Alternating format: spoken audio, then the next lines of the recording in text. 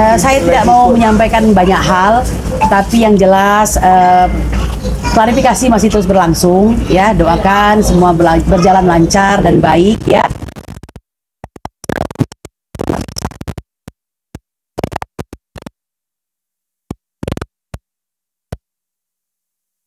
Ya, saya tidak bisa mensimplifikasinya, yang pasti banyak. Ya. Bu, Ibu kan dituduh memfitnah, kemudian juga apa katanya mencemarkan nama baik terkait masalah ijazah Pak Jokowi. Nah, artinya kan ini terkait dengan Jokowi dengan ijazah. Nah, ijazahnya sudah terbukti asli belum? Ini klarifikasi, ya masih jauh yang kayak gitu tuh. Ya, jadi tidak ada yang perlu saya sampaikan lebih jauh. Ini masih klarifikasi, gitu. Ya. Bagaimana perasaan Ibu selama saya sebagai seorang penegak hukum juga ya, merasa ini bagian dari tugas saya untuk menjelaskan sejelas-jelasnya sehingga semuanya menjadi clear dan jelas begitu.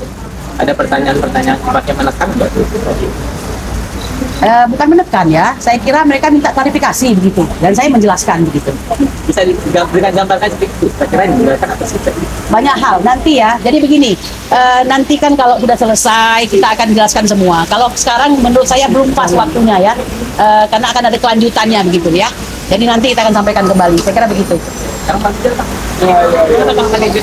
Saya kira yang pertama dia uraikan tentang apa yang di panggilan kita apa kan segala macam. Yang pas bagian ada sebutan terlapor, langsung saya tanya, kan, siapa terlapornya, gitu kan, karena status saya kan sebagai saksi.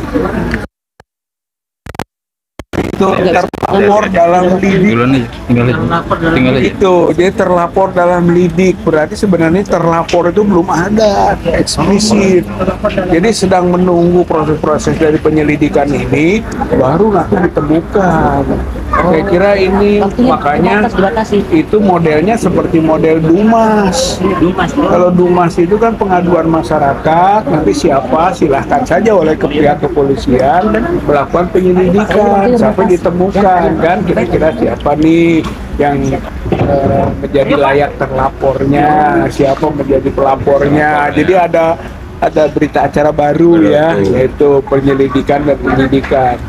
Rupanya tadi juga ini yang mungkin temuan lah ya, temuan dari yang tadi kita tanyakan siapa terlapornya, karena kan saya menyaksikan atas apa yang dilakukan oleh terlapor, kan gitu. Yang saya ketahui, yang saya lihat, saya dengar gitu kan, apa yang terjadi pada terlapor. Tapi ketika terlapornya masih dalam bahasa terlapor lidik, nah terlapor lidik berarti sebenarnya pola pelaporannya Pak Jokowi nggak benar. Artinya Pak Jokowi waktu itu nggak melaporkan siapapun? Tidak melaporkan siapapun, makanya muncul inisial-inisial. Dari inisial-inisial itu muncul interpretasi yang sangat meluas, seperti misalnya saya terlapor bukan, gitu kan? Nggak tahu, gitu. Kemudian yang ada kan inisial-inisial, ya kita, oh alhamdulillah saya nggak masuk, kan pertamanya kan begitu, ya gitu. Tapi kok kesaksiannya seperti yang mungkin jadi panjang kalau melihat misalnya kasus Pak Rustam, kemudian Bu Kurnia jadi panjang gitu kan. Jadi status saksi itu sendiri menyaksikan siapa. Jadi ini mungkin perlu dikaji lebih dalam lagi tentang pola LP gitu kan, laporannya Pak Jokowi kalau menurut saya.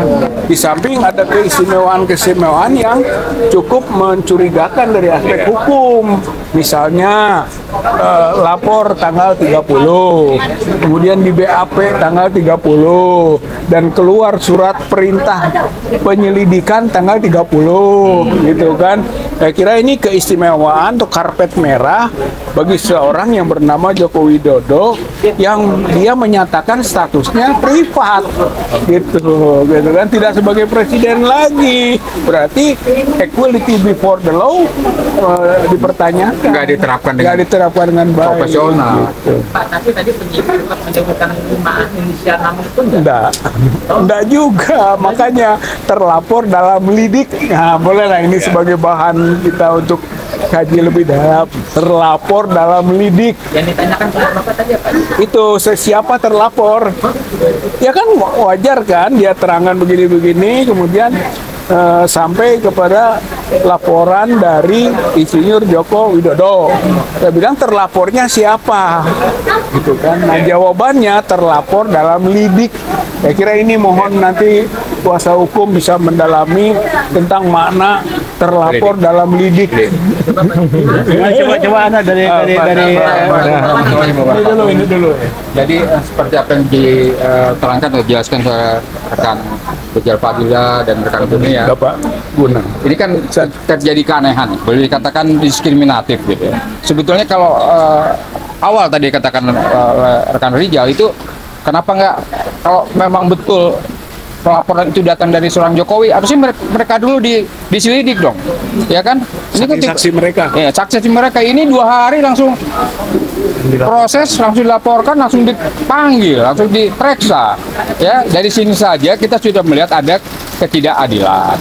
Equality before the law tidak diterapkan dengan profesional, ya, dengan adil, ya. Ini mau sampai kapan kita begini terus ini negara yang katanya restat negara hukum, ya kalau hukum sendiri dirasa selalu tidak adil diterapkan kepada pihak-pihak oposisi. Nah, yang kedua adalah rekan-rekan saya ini kan juga rekan advokat. Rijal Fadila juga advokat, Kurnia Tri Royani advokat, Damai Hari Lubis juga advokat. Nah, artinya sebelum memeriksa pada mereka harus konfirmasi dulu kepada induk-induk organisasinya masing-masing, ya. Dan kita dilindungi Undang-Undang Advokat, ya, Undang-Undang tentang Advokat nomor 18 tahun 2003. Itu harus jelas dong. Main panggil-panggil aja itu nggak bisa seperti itu, ya. Jadi penuh catatan menurut kami. Kepala Gunawan. Terkait lapor lidik, Bang, itu apa maksudnya? Terlapor lidik. baik gimana? Terlapor lidik itu maksudnya apa? Soal politik, nah ini Nah, itu apa maksudnya? perlu kita pahami bahwa sebaiknya idealnya dalam laporan itu terduga pelakunya harus sudah ada. Jadi si pelapor tidak berimajiner, ya. Kalau ini laporan imajiner menurut saya. Nah, karena apa? Terlapor masih lidik. Kalau laporan LP diterima, siapa pelaku itu dugaannya ada. Kalau alamatnya baru kita cari. Tapi dugaannya siapa pelaku sudah ada. Kalau terlapornya lidik, berarti laporannya imajiner. Bagusnya di Mas. Itu yang paling singkat, padat yang saya sampaikan. Ya. Ini ditindaklanjuti sama polisi ya? Ya. Apa ditindaklanjuti sama Polda? Ya, itu wewenang mereka. Wewenang mereka, dan kita juga kooperatif. Kita menghargai undangan klarifikasi. Ini bukti bahwa kita tidak melakukan perlawanan-perlawanan secara hukum. Dan semua yang terlapor lidik ini menurut saya adalah pihak-pihak yang sedang mencari kebenaran. Mencari kebenaran apakah ijazah itu asli atau tidak. Jadi tidak pantas juga akhirnya nanti menjadi terlapor. Kalaupun pada akhirnya yang terlapor lidik ini ditetapkan statusnya sebagai terlapor, lebih lagi tersangka, apalagi nanti ke persidangan terdakwa. Kalau ini kan terkait ijazah, kan sudah kawan aslinya. Jadi gimana? Sampai sekarang kalau bicara belum ketahuan aslinya, pertanyaannya apa memang ada? Karena apa? Katanya Pak Jokowi lapor ke Polda Metro Jaya membawa ijazah.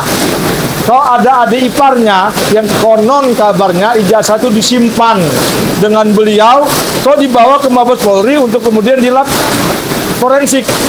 Yang mana nih yang benar?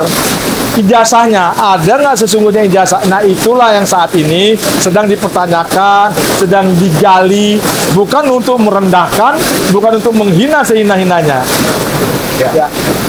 Baik, makasih.